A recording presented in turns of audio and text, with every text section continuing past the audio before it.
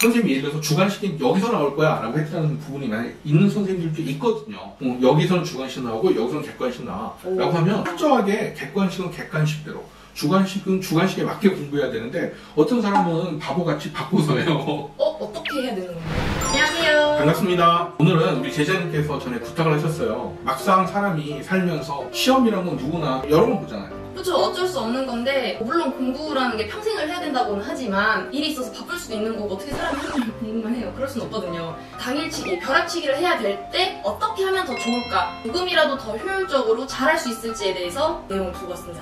사람들이 당장 내일 시험이에요. 시간이 얼마 안 남았어요. 그럴 때 계속 당일치기를 하는데 이왕이면 합리적인 방식으로 하면 조금이라도 낫잖아요. 그렇죠. 그래서 제가 정리를 갖다 한번 해봤습니다. 첫째 원칙이 뭐냐면요. 하나하나 원칙이에요. 하나하나 원칙. 복잡하게만 헷갈리는 것들이 되게 많아요. 예. 이거 시험 문제 끝 나올 것 같아. 외워야 될 게 뭐 4개야, 뭐 10개야 이런 게 있어요. 그러면 일단은 하나씩만 외워요. 처음에 하나씩. 네, 하나씩. 뭐 잘 모르겠으면 제일 어려운 것부터 외우는 게 보통 오래 가는 게 좋고요. 네. 너무 급박할 때는 오히려 제일 쉬운 게 외우는 게 좋아요. 그럼 벼락치기 할 때는 제일 쉬운 걸. 더 쉬운 게 더 벼락치기에 적합해요. 근데 이게 무슨 역할이냐면 뼈대 역할을 해요. 그래서 하나라도 일단 외워. 그리고 나서 얘랑 비교해가지고 2번, 3번, 4번 이렇게 해서 뭐 총 10개면 10개를 갖다 붙이는 거예요. 그리고 마지막 하나는 반드시 빼먹어도 돼요. 왜?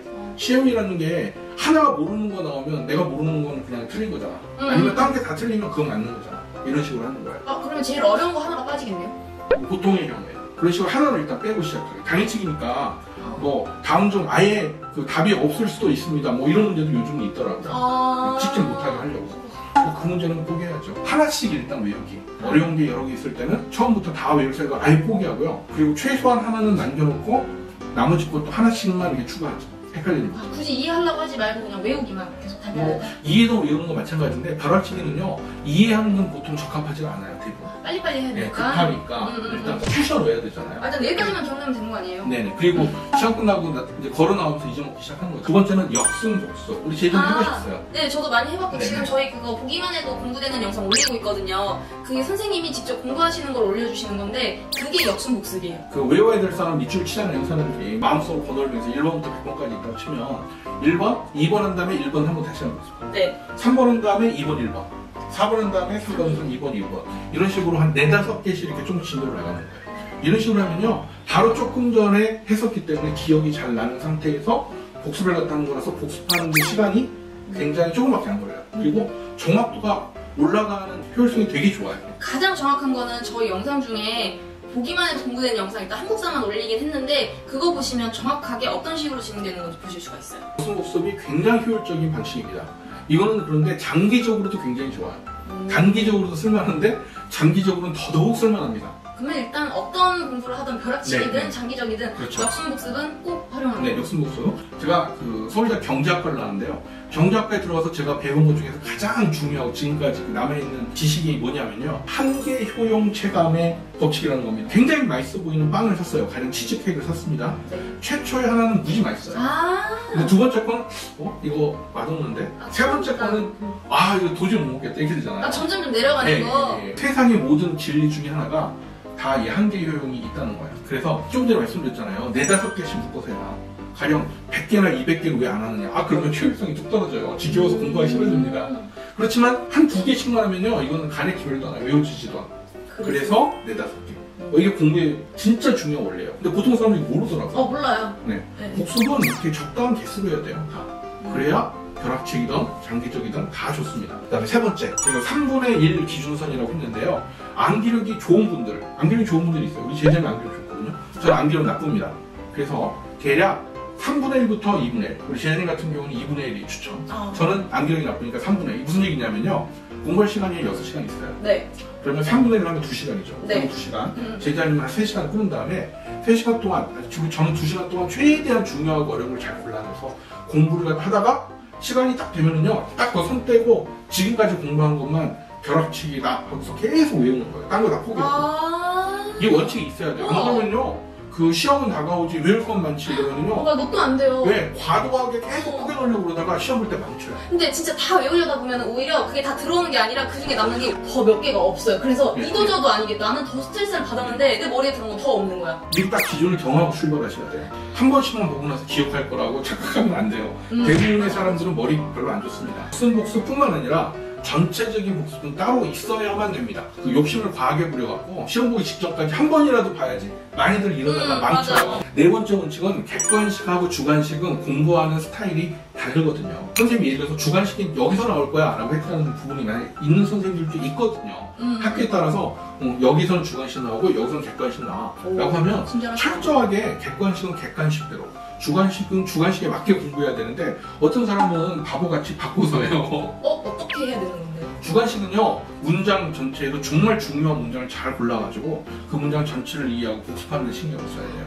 그리고 객관식은요, 단어 하나하나 중요한 걸 골라내서 공부해야 돼요. 그럼 객관식은 좀 이 범위를 짧게 하고 주관식은 좀 범위를 넓게 하고 이거예요? 네. 그리고 그러니까 무슨 얘기냐면 그 한 페이지에서 객관식은 준비를 어떻게 했냐면 짧게 두세 단어, 한 단어, 두세 단어 뭐 이런 식으로 대여섯 개를 골라내는 거고요. 주관식은 한 페이지가 있으면은 한 문장이나 두 문장, 그건 정말 중요한 거, 한 문장이나 두 문장만 끄집어내서 공부해야 돼요. 그리고 주관식 좀 길게 해야 되고요. 객관식은 짧게 여러 개 끊어내야 돼요. 그래서 객관식과 주관식은 구별해야 됩니다. 근데 주관식은 좀 공부하기가 약간 어렵겠네요. 딱 보다가 보통 어떻게 고르면 되냐면 뭔가 막힌 거 골라내면 돼요. 막힌 거요? 네, 나가다가 이거 무슨 얘기야 모르겠는데? 그러면 그 문장이 대부분 주관식 공부하기에 적합한 거. 객관식도 사실 그런 식으로 골라내는 경우가 되게 흔해요. 그러면 이거는 뭐 벼락치기를 떠나서 그냥 시험이라는 것 자체에 적용하기가 다 좋은 거예요? 네네, 그건 원칙이죠. 네, 5번은 뭐 너무나 유명한 초치기.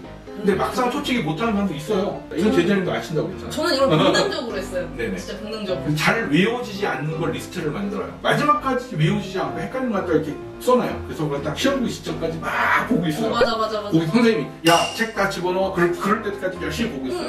그 시험지 나눠줄 때쯤 되면 딱 집어넣고 기다리고 있다가 그 시험지 같은 거 나눠주면 자 지금부터 시작 그러면 갑자기 딱 준비를 하자마자 좀 전에 그 외웠던 거 받자마자 그걸 옮겨 적는 거야. 일단 그걸 옮겨 적고 그 다음에 시험 문제를 푸는 거야. 그 다음에는 여기 있으니까 마음이 편해진다고요. 더블 페이지 방식이라는 게 있어요. 좀 돈 좀 들어요.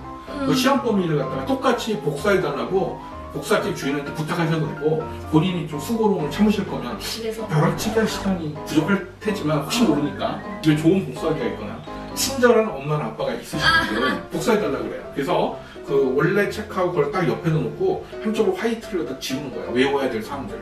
한쪽은 지우고 한쪽은 줄을 쳐놓습니다. 그래서 옆으로 갖다 두 개 똑같은 페이지를 갖다 놓고 왼쪽 오른쪽 해가면서 그 여기는 네모칸 쳐져 여기 빈칸 있잖아요. 네. 채우는 연습을 하는 거예요 머릿속으로. 그러면 꽤 빨리 외워져요. 머리가 부담 엄청 갑니다. 그럴 것 같아요. 예. 장기적으로는 안 좋은데 벼락치기니까 단기적으로는 쓸만합니다. 첫 번째 포스트잇이라는 게 뭐냐면 포스트잇은 두 가지 정도가 있어요. 첫째는 요점을 정리해서 페이지를 다 볼 시간이 없을 때는 틈틈이 포스트잇에다 중요한 단어만 써놨다가 그거만 뭐 복습하기 편하게 쓰는 방식이 있고요. 두 번째는요. 잘 외워지지 않는 거는 그 조그맣고 얇은 포스트잇이나 그 크기에 맞게 잘라서 써도 되고요. 붙여가지고 가리개용으로 쓰기 좋아요. 요약이나 리스트 적는요. 두 번째는 잘 외워지지 않는데 외워야만 될 사항을 가려가지고 내가 외웠는지 안 외웠는지 테스트하는요. 그 여덟 번째 그 원리는 두성 단어라고 부르기도 하고 두성어라고 부르기도 하더라고요. 뭐냐면 태종, 태세, 문단사 이렇게 잘 외워지지 않는 걸 첫자만 따서 단어를 만드는 거예요. 근데 저는 이거 솔직히 좀 별로였던 게 태종태세 이거 있잖아요. 저 이거 외웠는데 근데 막상 시험 보거나 할 때는 이게 필요가 없었어요. 왜냐면은 이 태자만 해도 몇 개가 나오는지 몰라요. 그쵸. 그러니까 이 뒷 단어까지 중요한 건데 그거는 모르게 되고 그냥 헷갈려요. 저는 어쨌든 끝까지 지금도 그거 잘 몰라요. 뭐 경우에 따라서는 쓰기도 괜찮다는 얘기예요. 아이디어를 제공해 드리는 거고요. 급할 때 외울 게 한 서너 개 정도 되고 뭐 이런 게 많지 않을 경우에 너무 많을 경우는 말씀하신 대로 네, 이런 거 별로예요. 태종태세 그런 거 별로고. 특별히 많이 하라는 게 아니라요. 네, 아까 그 초체기처럼 헷갈리는 거 한 서너 개, 대여섯 개 이 정도 여기 좋아요. 근데 몽땅 이걸 하실 생각은 하지 마세요. 이것도 맞아요. 장기적으로는 별로 좋은 방법이 아닙니다. 첫장호 힌트법이라는 거 두성과 약간 비슷한데 약간 다릅니다. 무슨 얘기냐면 그 단어나 원칙이나 어떤 사건 이름이나 책 이름이나 잘 외워지지 않을 때가 있어요. 아르키메데스인데 네네네. 아르키메데스가 잘 외워지지 않았고 아르키메스덴가? 뭐 이런 식으로 헷갈릴 때가 있어요. 뭔지 알아요. 예.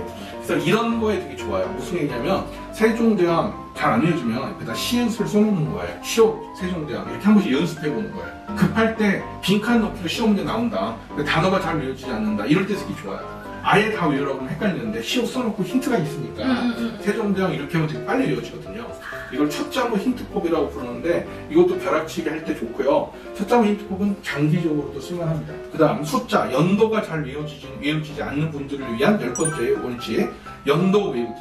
연도 외우기는요, 마지막 숫자를 외우려고 노력하면요, 나머지 게 잘 외워져요.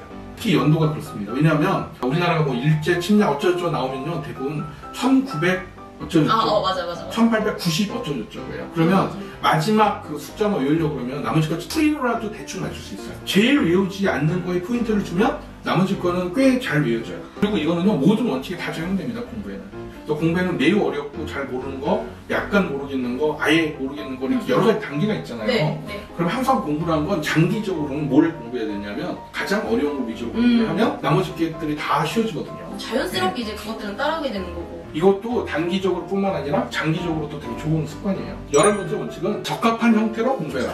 그리면 글, 그리면 그림 이런 식으로. 당장 내일 시험인데 적합한 형태로 해야죠. 그림으로 그려서 외우기에 적합한 게 있으면 그림으로 그려서 외워야 돼요. 이거 누구나 잘 외워지지 않는데 뭔가 원칙이 막 얽혀 있을 때는 그림으로 외우고 싶어 할 수밖에 없잖아요. 만약 그림으로 적합한데 억지로 글씨로 외우려고 하면 안 되죠. 우리 인체 뭐 심장, 폐, 무슨 간, 순환기나 뭐 이런 거 그 그림으로 외우는 것도 되게 흔하잖아요. 그렇죠. 그걸 말로 오른쪽 위에 10cm쯤에 무엇이 있고 왼쪽 아래쪽에서 5cm쯤에 뭐 있고 이런 것보다는 인체 모형도 그린 다음에 여기가 간이고 여기가 심장이에요. 이게 훨씬 낫잖아요. 그 다음에 그 설명을 보면은 이해가 빨라도 거꾸로 되는 거는 좀 아닌 것 같아요. 그림에 적합한 지식은 그림으로, 말로 하기에 적합한 지식은 말로, 수식으로 적합한 지식은 수식으로. 벼락치기 할 때는 뭐 이거를 굳이 다 이용하실 필요는 없고 이 중에서 사용하실 수 있는 것만 이렇게 딱딱 고르셔가지고 편하신 대로. 왜냐면 오늘 안에 해야 되니까 새롭게 익힐 시간이 없어요, 사실. 네네. 벼락치기는 공부에 정말 나쁜 방법입니다, 여러분. 가능한 벼락치기 하지 마세요. 장기적으로 공부하셔야 됩니다. 이제 정 필요하실 때만 사용해 주셨으면 좋겠어요. 네, 부탁드립니다. 네, 그러면은 오늘 여기까지 하고요. 다음에 또 뵙겠습니다. 안녕. 안녕.